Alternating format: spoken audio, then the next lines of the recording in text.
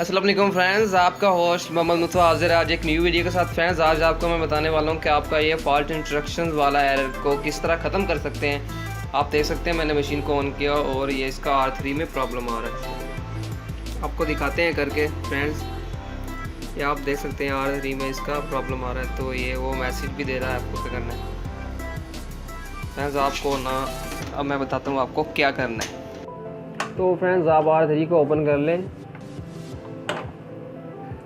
Open करने के बाद इसे बाहर निकाल लें R3 को।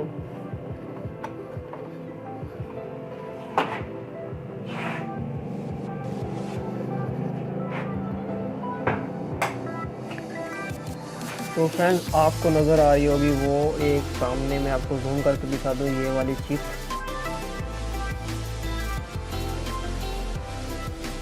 वो चिप जो आपको नज़र आ रही है, हमारा टारगेट है यही चिप और हमारा प्रॉब्लम यही चिप ठीक करेगी। तो जूम आउट करते हैं और आपको दिखाते हैं इस चिप को आपने बाहर निकाल लेना है।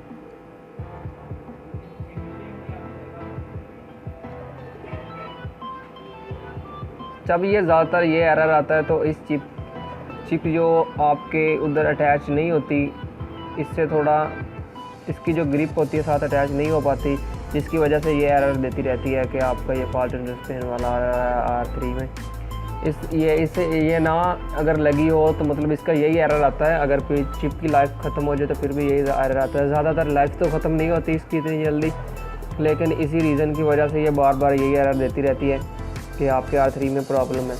आपको इस चिप को निकाल लेना है और उस जगह को अच्छी तरह साफ़ कर लेना है। इस जगह को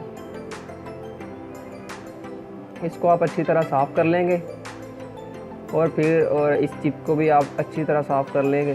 साफ़ करने के बाद फिर इसे उसी जगह पे अच्छी तरह से साफ़ करके लगा देंगे इसी चिप को।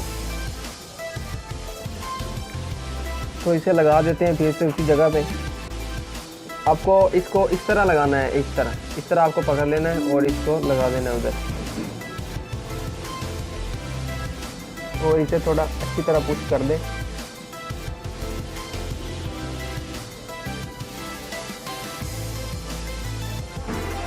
एक तो फ्रेंड्स ये चिप फर्स्ट ना R3 के साथ फिट होती है, तो मैंने पहले इधर इस जगह पे लगाई। आपको दोबारा से फिर से इसे R3 के साथ ही अटैच करके फिर से मैं लगा के दिखाता हूँ।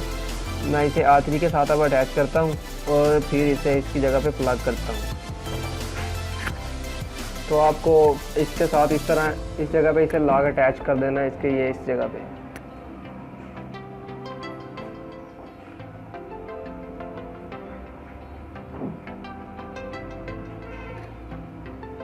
इस पेच को लगा दें फिर इसके साथ।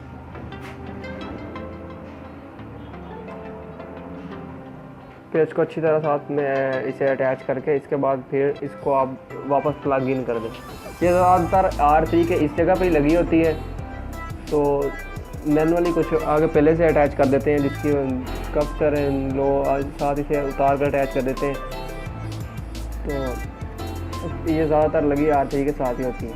आप फिर से इसे मशीन में लगाते हैं और मशीन को ऑन करते हैं। R3 को अंदर इसके डाल दें, फिर से R3 को प्लग इन कर दिया। अब फिर अच्छी तरह इसे प्लग इन कर दें अच्छी तरह। इसके बाद अब हम फिर से मशीन को स्टार्ट करते हैं।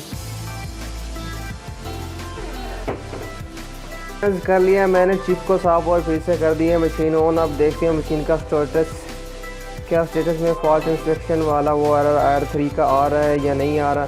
तो फ्रेंड्स कोई भी ऐसा एरर मेरा R3 का नहीं आ रहा जो फाइल इंस्ट्रक्शन एरर आ रहा था, यूज़र एरर जो R3 का आ रहा था, तो मेरा अब कोई भी वो ऐसा एरर नहीं आ रहा है। पेपर ट्रे का एरर आ रहा है तो मुझे इसका साइज़ कंफर्म करना होगा पेपर का, तो मैं साइज़ कंफर्म कर देता हूँ इसका, तो वो एरर भी मेरा स्क्रीन से ख़त्म हो जाएगा।